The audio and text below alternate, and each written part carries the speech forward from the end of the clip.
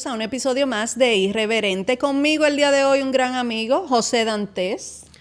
¿Cómo estás? Buenas tardes, mucho gusto, Noelia, estar aquí en tu espacio y creo que como irreverente yo tenía que venir. Claro, no, claro. Además, esto es un espacio donde aquí hablamos todo lo que no se puede hablar en otros lugares. Ay, me encanta entonces. Entonces, vamos a comenzar con lo primero porque ayer te vi en un intercambio bastante ahí lleno de fuego con Homero Figueroa, que lo invitaste a que fuera contigo a recorrer los barrios para que se diera cuenta luego de que el presidente Luis Abinader el lunes en la semanal dijera que tenemos la canasta básica más barata de toda Latinoamérica, de toda la región. De toda la región de Centroamérica. Sí, de Centroamérica. Sí, entonces lo cierto es que cuando tú vas a los datos del Banco Central, datos que ellos antes criticaban hace 3 años, pero ahora son buenos, tú te das cuenta que no es así,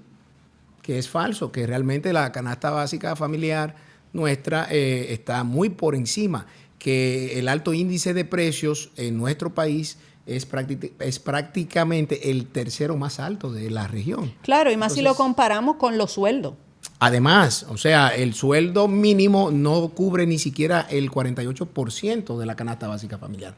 Por vía de consecuencia, cuando tú ves ese tipo de propaganda, pues, y tú conoces la realidad social, lo que hace es que te causa hasta cierto punto indignación. Entonces, yo simplemente le sugerí al buen amigo Homero Figueroa, le dije, bueno, acompáñame si tú quieres a tales lugares, y cito unos cuantos en el Distrito Nacional, en las 3 circunscripciones para que tú veas si eso es real o no. Entonces luego él me contesta y me pregunta que sí, o sea que si nos vamos en mi carro o en su carro. Y yo le dije a él que yo el lunes los recojo a las 4 o a las 5 por el Palacio Nacional. Entonces ya yo veré. Bueno, veremos a Homero recorriendo diferentes barrios del Distrito Nacional y bajándose en los diferentes colmados y supermercados, comprobando. Y en casas. Y en casas. En casas, porque yo lo que quiero es que él escuche a las amas de casa. Ah, claro, también, que son las que compran, que son las que compran. Porque en esos barrios realmente no se va mucho a los supermercados, sino al colmado. El colmado es el centro de abastecimiento de toda esa comunidad.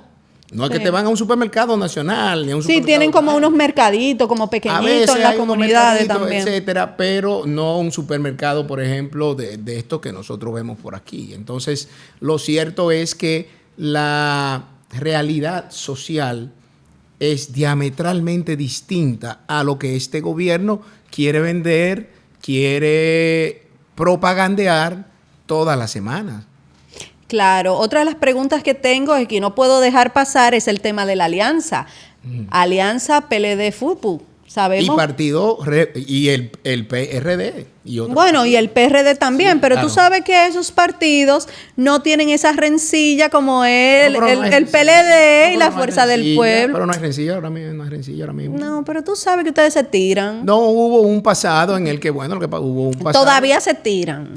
A ver, si hay diferencias en una relación de pareja, si hay diferencias en una relación de familia, no la va a haber en una relación entre 2 partidos políticos que... Pero tú no consideras que se ve feo eso públicamente. Pero ya eso no existe, o tú has visto que se ha dado algún tipo de intercambio donde...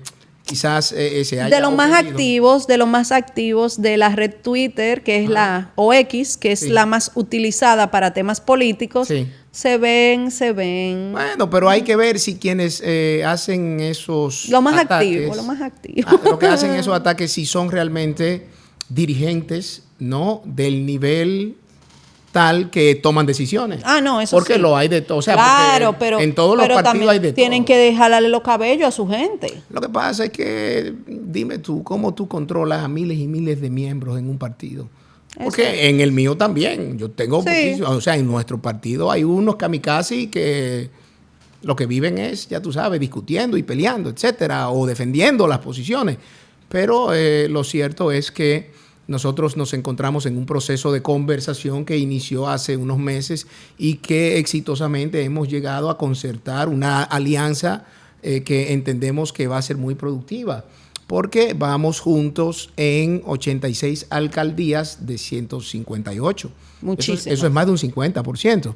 Por otro lado, también vamos juntos en 150 distritos municipales de 235. O sea que yo creo que eso es una muestra de la voluntad que hay entre los tres partidos de cumplir con una meta que sí tenemos en común, que es sacar al PRM del gobierno. ¿Por qué? Porque lamentablemente ha sido un retroceso para el país en todos los órdenes y el pueblo es el que ha sufrido las consecuencias con todo este tema del alto índice de precios, de la inflación, de la inseguridad ciudadana que cada día es peor, el caos del transporte público, el deterioro de los servicios públicos, un 911 que no funciona, entre muchos otros el metro que es parte fundamental. Nunca había tenido un contratiempo y en menos de un mes hubo un choque entre dos vagones y la semana pasada creo que un conductor abrió una puerta del lado contrario del andén, y entonces el caso es que vemos que los servicios públicos, y sin mencionar educación y salud, lamentablemente ha sido un retroceso. Entonces, yo creo que en eso los tres estamos contestes y por eso llegamos a ese proceso de acuerdos, de llevar candidatos en común en esas demarcaciones. Otra de las cosas que se ha comentado bastante es que se dice que si hay un acuerdo de que la Fuerza del Pueblo apoya al candidato del PLD, que es Abel Martínez, tú cederías tu candidatura para senador del distrito. Bueno, yo lo que dije fue ante una pregunta que me hicieron sobre que si apoyaríamos al candidato de la Fuerza del Pueblo en la senaduría del Distrito Nacional. Yo dije, bueno, de la única manera que yo particularmente lo hago es, claro, entrego mis aspiraciones, es si la Fuerza del Pueblo apoya a nuestro candidato presidencial, Abel Martínez, en una primera vuelta. Claro que sí, pero si no quieren esa, vamos con la que hizo Abel hace unos cuantos meses, que dijo, vamos desde ahora a firmar un pacto en el que el partido que quede en primer lugar en el mes de febrero en las elecciones de ese nivel sea el que encabece en mayo y que sea respaldado por las otras fuerzas.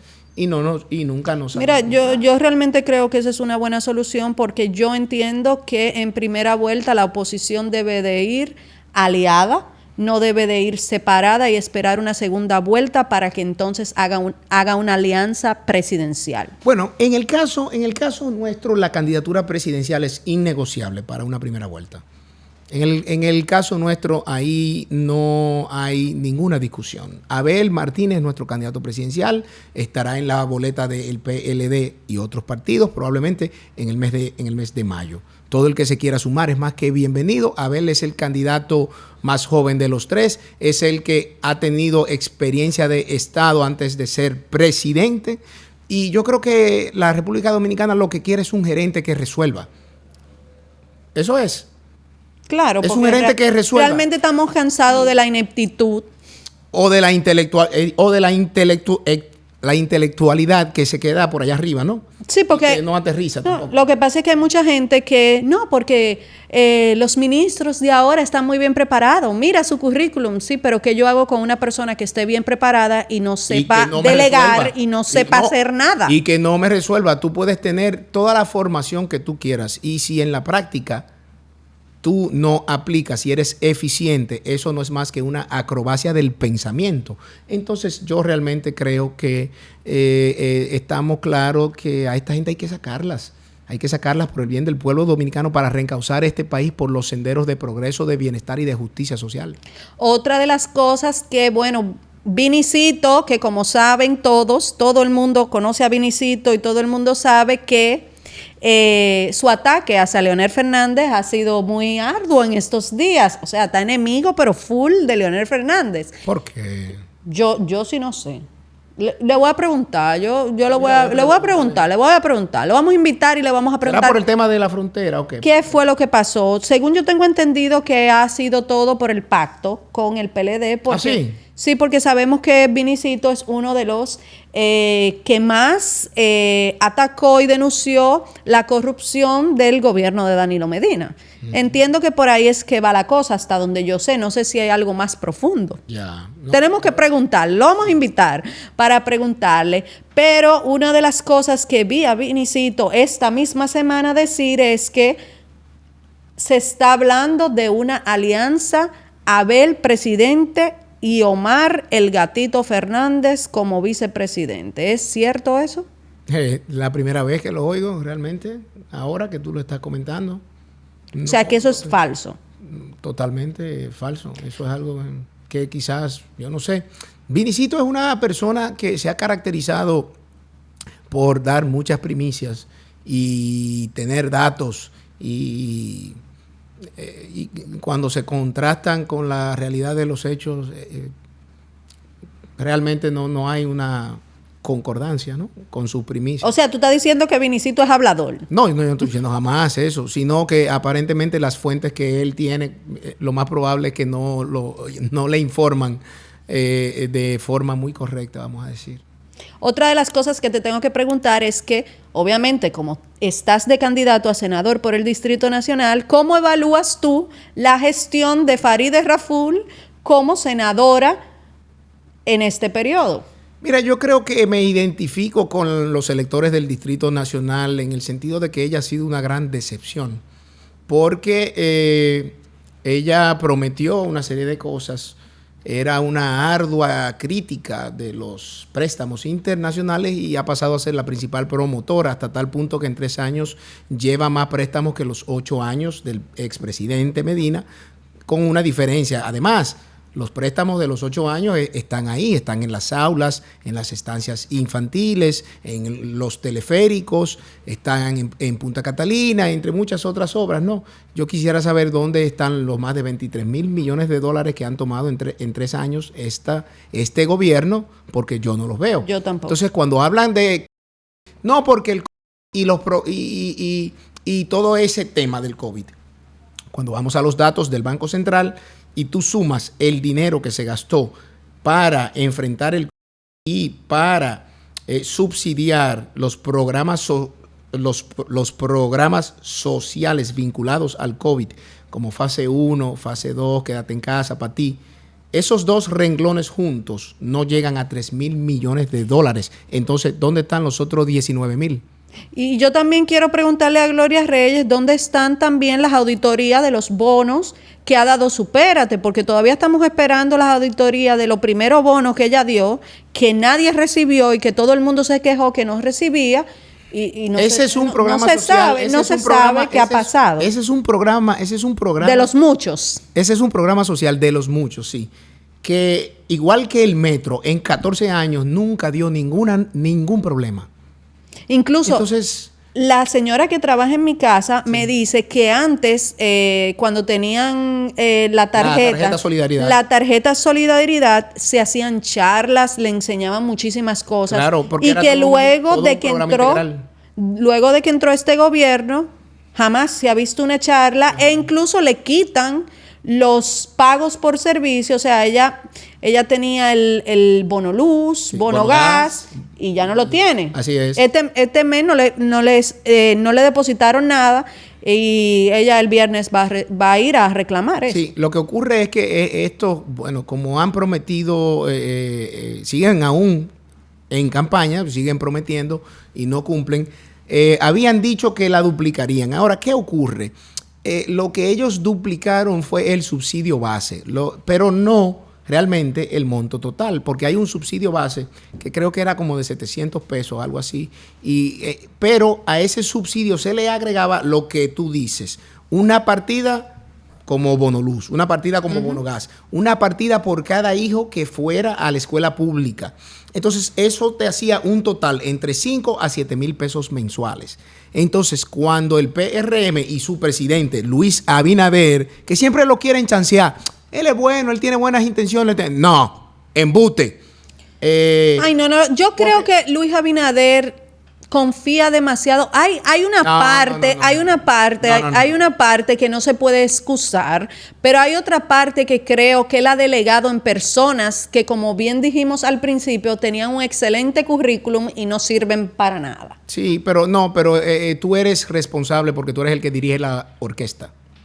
Entonces, si al expresidente Medina me lo quieren hacer responsable la sociedad de cosas que él no nada que ver, entonces a este tenemos que hacerlo igual de responsable de los desastres que están pasando en su gobierno. Entonces, él prometió que iba a duplicar. Lo que nunca dijo es que lo único que iba a duplicar era ese subsidio base y quitar todos los otros, como lo hizo con la señora de tu casa y con miles de madres dominicanas o de mujeres dominicanas que están sufriendo, vuelvo y digo, porque el poder adquisitivo no solamente se le ha reducido por la inflación, sino porque le han disminuido los subsidios, en este caso a través de ese programa.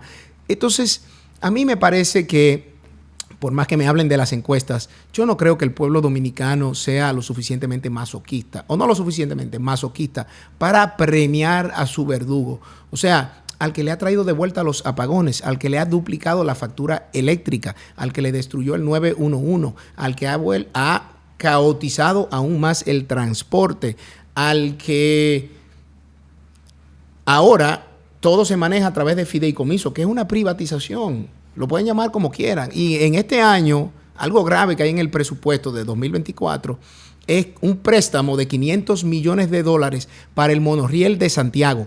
No me opongo al monorriel de Santiago.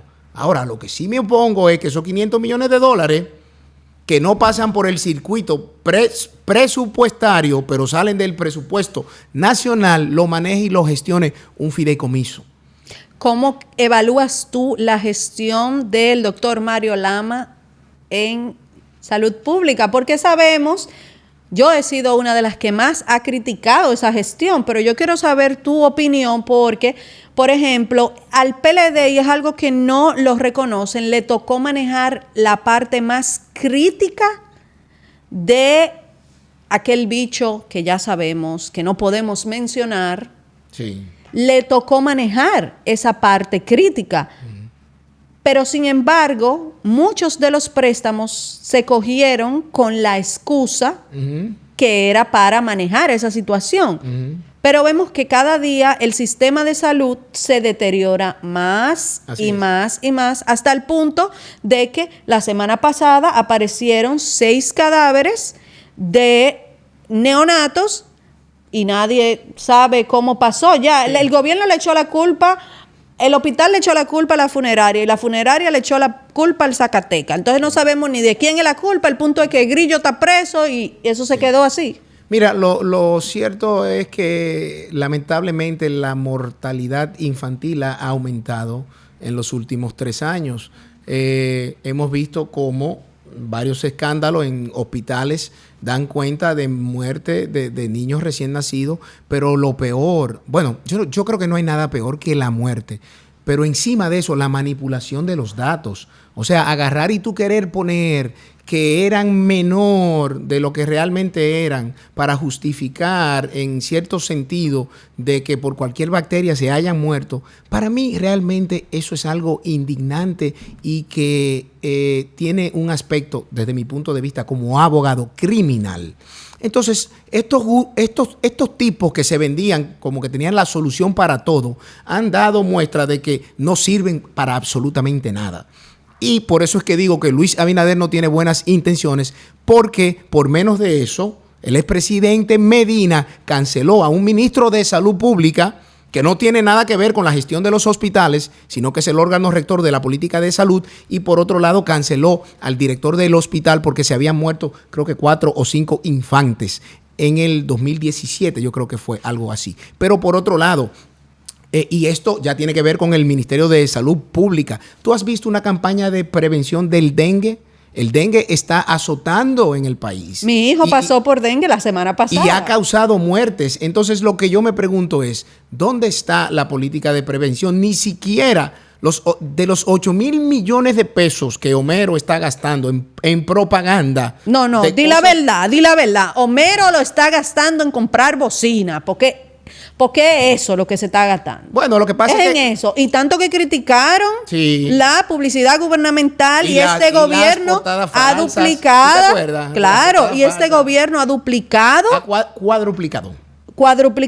El presupuesto de publicidad gubernamental. Eso hay que decirlo. Ahora, hay una campaña de prevención. No hay una campaña de orientación de No algo. hay nada. No, todo es una exaltación a la figura del presidente o del funcionario. Es tanto así que yo he recibido denuncias de personas que no encuentran camas ni en hospitales públicos ni en clínicas privadas. Estamos a ese nivel que ya ni siquiera en las clínicas privadas más grandes del Distrito Nacional y de San Pedro de Macorís, que es de donde soy, y puedo tener un insight de allá, sí, no hay camas. Hay personas que duran toda una noche con su hijo, pues mira, con una fiebre a 40, te comento una anécdota. Rodando para buscar una cama. Te comento una anécdota. Hace creo que como un mes, el subdirector del Listín Diario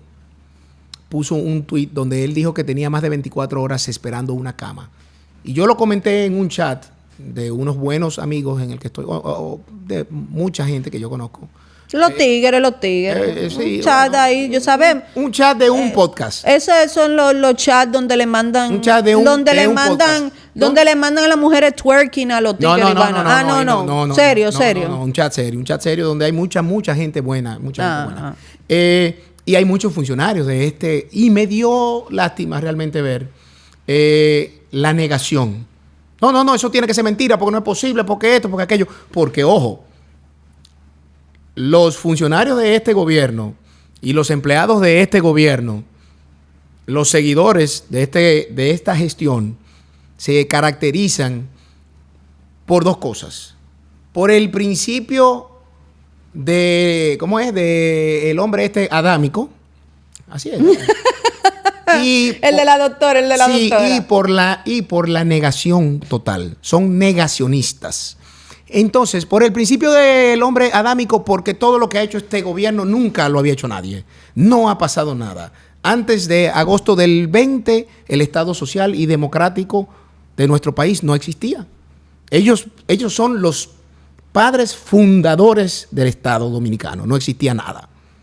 Y por otro lado, salen estos escándalos y es una negación total. No, espérate. Y a mí me da mucha pena. Es peor todavía. Es peor todavía porque entonces viene Doña Milagros y dice, eso es subsanable. No, en esos casos no.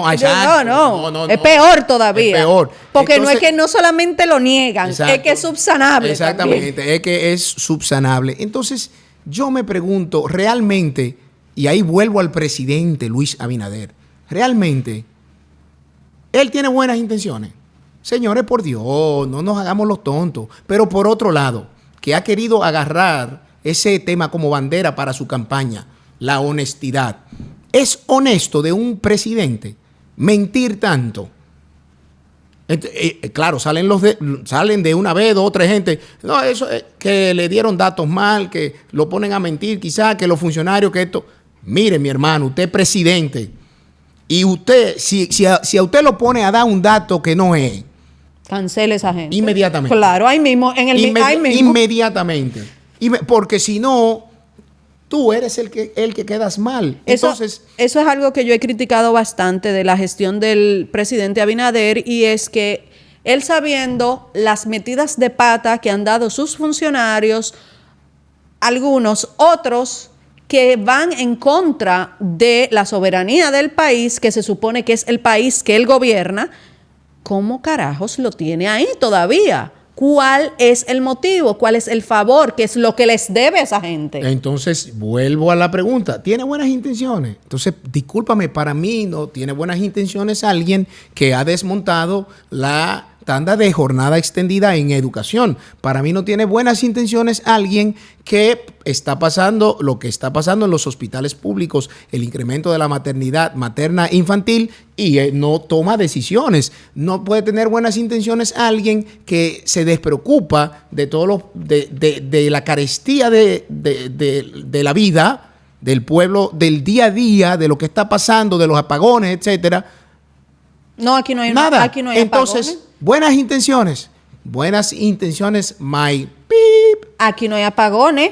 Aquí no hay apagones. Aquí no hay Es verdad apagones. que no hay apagones. Morrison dijo que aquí no había apagones. Sí, exacto, es verdad. Él dijo que aquí no. Y el otro, el de Norte, dijo que en la República Dominicana no hay apagones. No, en la República Dominicana no hay apagones. Y entonces, Yo quisiera el saber- ministro de Energía, el genio del ministro de Energía, dijo que lo que pasa es que aquí había mucho consumo, que hay que bajarle al consumo. Entonces, por favor, estamos frente a una gestión incapaz de gobernar de una manera efectiva, lamentablemente. Hay otra cosa que te quiero preguntar y es algo que ha afectado mucho a la imagen del PLD y es el tema de la justicia independiente. ¿Crees realmente que hay una justicia independiente o lo que hay es una sed de venganza? Yo creo que hay una judicialización de la política, por un lado, que tiene un guión, igual que hemos visto en otros países, en Brasil, en Ecuador, lo hemos visto en Perú, donde en 5 años pasaron 4 presidentes, que se ha focalizado hacia investigar los hechos de una gestión de gobierno. Y la de ellos mismos miran para otro lado. Han cancelado a 27 funcionarios. Uno fue sometido con el mismo guión. Acusación blindada. Un camión lleno de pruebas. Llegan el último día del plazo a las 11:59 de la noche con cambumbos negros, con tapas amarillas, llenas de fotocopias de pruebas. Y al final ese señor lo descargaron. ¿Por qué? Por insuficiencia de pruebas. ¿Pero qué le pasó? Se chupó 1 año preso. Entonces, la prisión preventiva arbitraria y excesiva como una pena anticipada forma parte de esa judicialización de la política. No estamos en desacuerdo con que haya una política de lucha contra la corrupción. Yo creo que todo el que haya sido funcionario público o empleado público y lo llamen ante la justicia, debe responder por sus hechos. Ahora, lo que nuestro partido nunca defenderá son los abusos, los atropellos y las arbitrariedades que se lleven de cuajo principios, garantías y derechos fundamentales que hay en la Constitución, porque hasta el tratamiento que se le da. Entonces, este es un ministerio público que cuando un tribunal da una decisión que no les gusta, ellos lo que hacen es que acaban con el juez de manera directa. Y la misma procuradora tuvo que salir con una carta diciéndole, hey, porque ella fue jueza 30 años, cuando no nos den una sentencia que no nos gusta, recúrranla, pero no me ataquen la honra del juez, número 1. Y número 2, ella misma ha dicho que la presunción, y es así. No, aquí no hay presunción de una de las inocencia. garantías. Eso no existe en este no, país. sí existe para el PRM. Sí, sí. Sí. Ahí es donde entra lo subsanable, que eso no es problema, pero para otros no. Entonces, ese descrédito que se hace en los medios de comunicación a través de envío de información antes de que la persona inclusive se entere de que lo investigan, forma parte de la judicialización de la política. Y nos da mucha pena que se haya llegado ahí, porque muchas veces cuando se llega ahí se llega a un camino de no retorno. Y esto es una rueda que da vueltas, señores. Claro. Que da muchas vueltas. Hoy ustedes están ahí, mañana no. Entonces, ahora lo que sí pueden tener por seguro es que si nos tocaría a nosotros, como nos va a tocar gobernar a partir del próximo año, nosotros no vamos a hacer ese tipo de cosas. Tengo que preguntarte porque como candidato a senador tenemos los votantes que saber qué piensa José Dantes sobre las 3 causales. Sí. Bueno, mira, lamentablemente el Código Penal ha estado... El Código Penal realmente está secuestrado. Sí, por el tema de las 3 causales. No, ya ese no. Ahora el tema que está en boga es la mariconización y aceptarle a las personas su el libre desarrollo de su personalidad. su autopercepción. O sea, que si yo me miro y yo me creo un chivo, pues tú me tienes que decir un chivo. O sea, hay que validarlo. Y en eso, por eso es que está estancado el Código Penal, porque hoy mismo estuve en la Cámara de Diputados y justo hablamos de ese tema, de que ya el tema de las 3 causales quedó fuera. Ahora es el tema de la mariconización. Bueno, yo lo que te puedo decir, mira, la Constitución en el artículo 37 dice que el derecho a la vida, ¿verdad? No puede o va desde la concepción, se reconoce desde la concepción hasta la muerte. Sin embargo, para nadie es un secreto que no hay derechos absolutos, que hay una reserva de ley en el artículo 74.2 que le da la facultad al Congreso de limitar ciertos derechos fundamentales siempre y cuando sea bajo una... ¿Me está mareando? Bajo un principio de razonabilidad, ¿Qué ocurre? Yo como cristiano católico que soy tengo una visión en ese sentido. Ahora, lo que yo me pregunto es, ¿puedo yo imponer mi criterio y mi visión a alguien, por ejemplo, que no crea en Dios? ¿Puedo? No deberías, pero no. No debería. ¿Puedo yo imponer mi criterio de fe, mi dogma católico, cristiano, ante una persona de otra religión que piense de otra manera?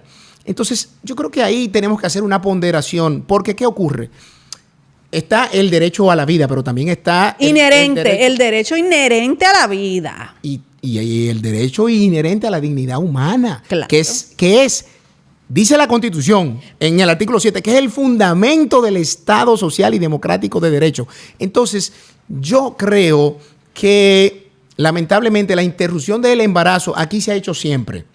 Claro, porque sin la necesidad de causales. Hay un protocolo que los doctores tienen para hacer interrupciones de embarazo, desembarazos, etcétera, etcétera. Si la vida de la madre corre peligro, si el niño es no viable, si es un embarazo ectópico o está pasando cualquier situación médica que yo no soy doctora para enumerar. El Estado, y en ese sentido el propio Papa Francisco en su última encíclica Tutti Fratelli ha dicho que... Es más malo que el diablo. No. El Papa Francisco, no, para nada. No, el Papa Francisco aboga por realmente que la política sea una de amistad social donde realmente los gobiernos traten de incluir a todo el mundo de una manera equitativa en el desarrollo integral de la persona. La Iglesia Católica, por lo menos, no excluye a absolutamente nadie. Ahora, ¿puedo yo imponer eso a, por ejemplo, a alguien que no cree en Dios o a alguien que no? No. Entonces, yo entiendo que el Estado tiene que regular eso y darle la opción. Pero ya no está regulado porque los doctores lo hacen. Lo que ocurre es que en el Código Penal no está.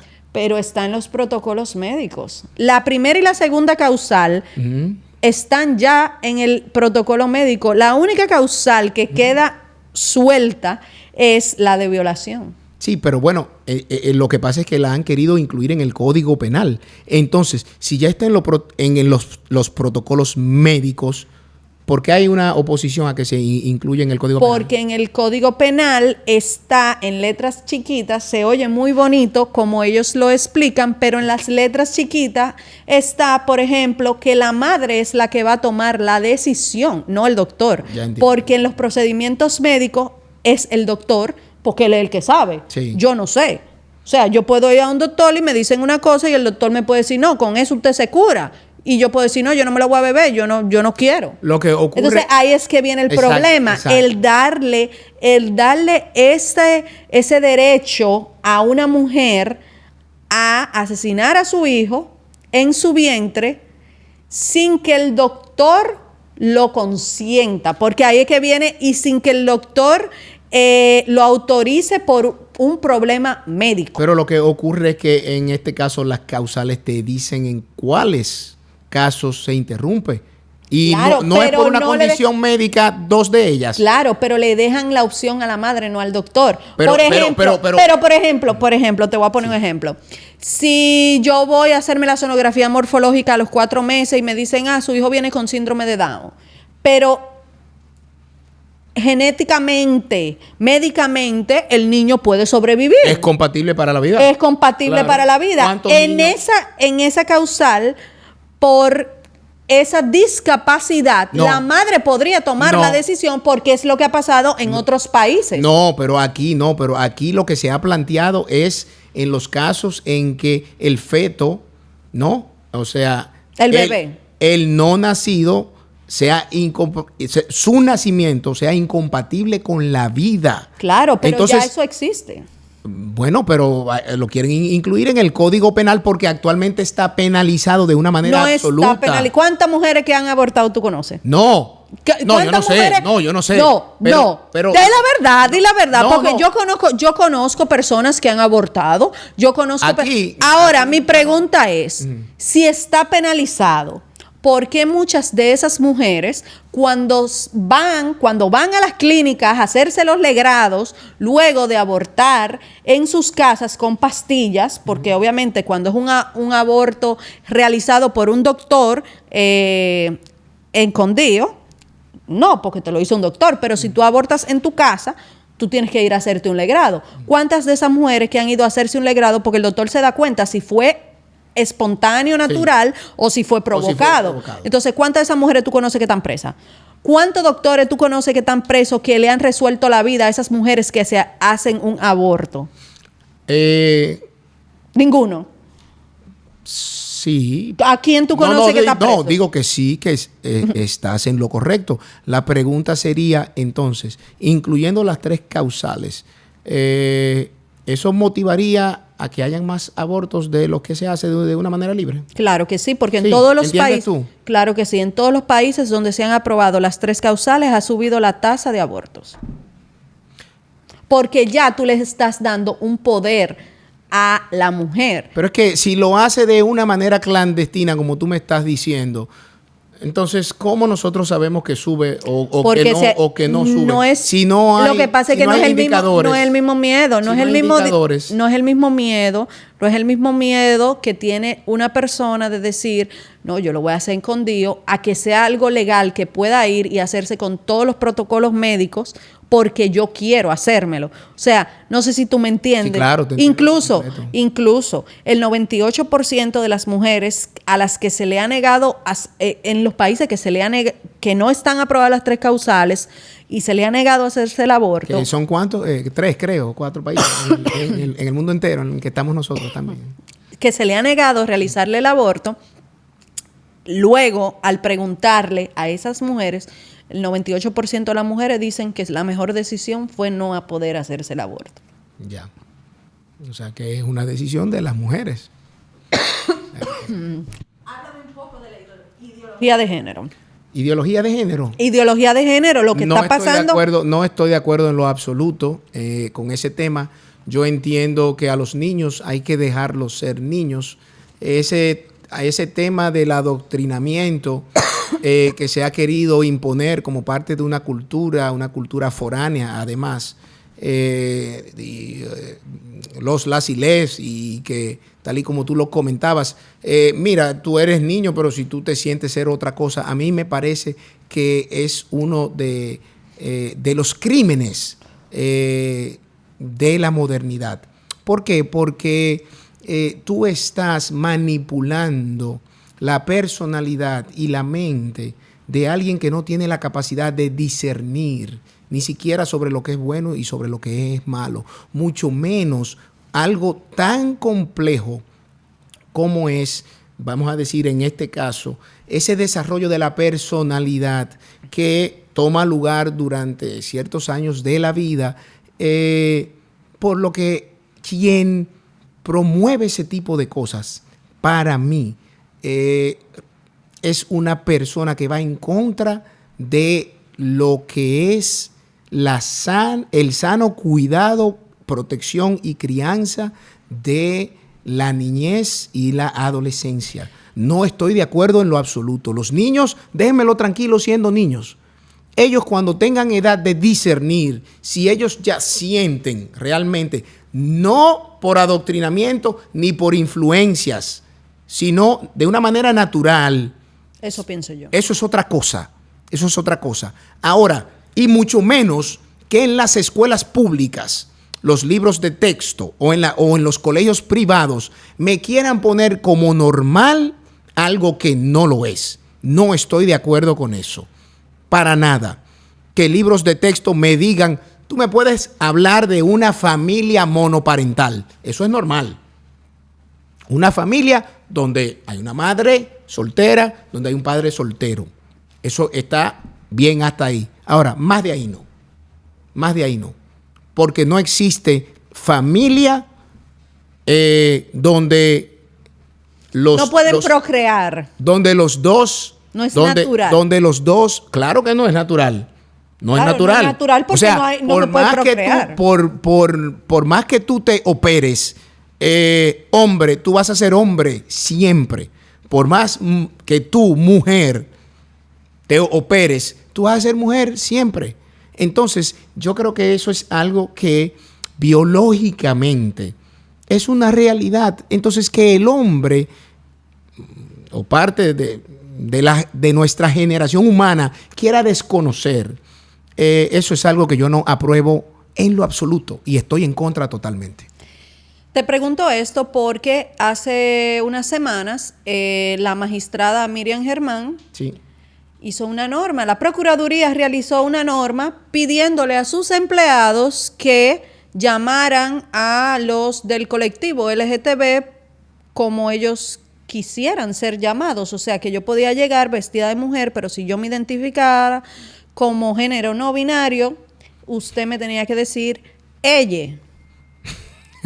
Entonces te pregunto esto porque esto causó un revuelo, incluso se subió un recurso para desestimar esto y creo que todavía no sabemos qué va a pasar con eso, pero ¿estás tú de acuerdo con que ya fuera del colegio, porque te enfocaste en los niños, pero crees que se le debe de obligar a un empleado a validar la autopercepción de cualquier persona? No, es que estamos en exactamente lo propio que yo te decía, por ejemplo, con el tema de la visión que yo pueda tener como católico religioso. Yo no le puedo imponer eso a otra persona. De esa misma manera, un empleador no puede imponerle a ninguno de sus colaboradores que haga algo que vaya en contra de lo que son sus principios y su visión. Ahí entra lo que se pudiera hasta cierto punto llamar como la objeción de conciencia. O sea, no, discúlpame.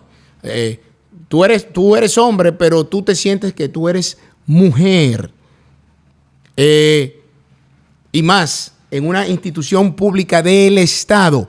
Discúlpame, si tu cédula dice que tú eres hombre y que tú te llamas Juan Pérez, yo te voy a decir, señor Juan. Debo decirte, señor Juan, porque eso es lo que legalmente procede. Que tú quieras que a ti te digan Juana, eso es otra cosa. Ahora, tú no me puedes obligar a mí a través de una disposición administrativa. Eso es totalmente anulable, independientemente de por qué. Porque la Constitución es muy clara en ese sentido.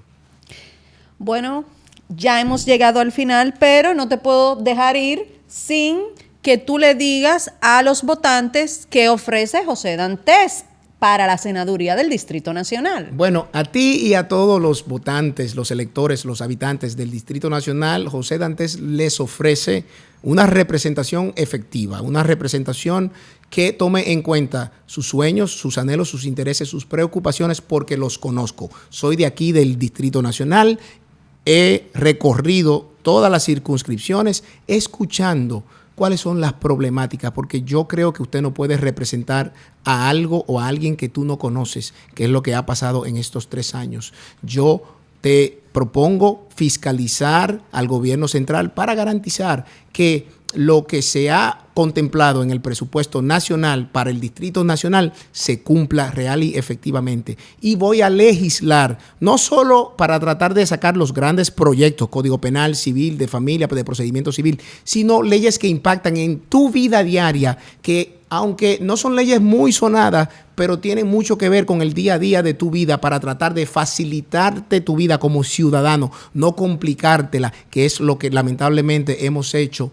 Y digo hemos, como sociedad, con muchos proyectos de leyes. Entonces, si tú quieres un senador que te represente real y efectivamente, que esté en el territorio escuchándote y tratando de gestionar la solución de los problemas de tu comunidad a través de proyectos de leyes o de seguimiento de las políticas públicas y fiscalizando al gobierno para garantizar que cada centavo que se destine al Distrito Nacional se implemente como manda José Dantes, es tu candidato. ¿Sabes por qué? Porque yo tengo una sola cara y un solo discurso. Cuando digo sí, es sí. No tengo doble discurso ni doble pose, como tiene la actual senadora. Bueno, mensaje para Farideh Raful. Gracias, José, por acompañarnos Gracias el día de a hoy. ti, Noelia, Y un placer. ya saben, activen la campanita, suscríbanse, dejen sus comentarios y síganos en todas las plataformas. Estamos en Facebook, Twitter, Instagram, TikTok, Spotify. Así que ya saben, hasta la próxima.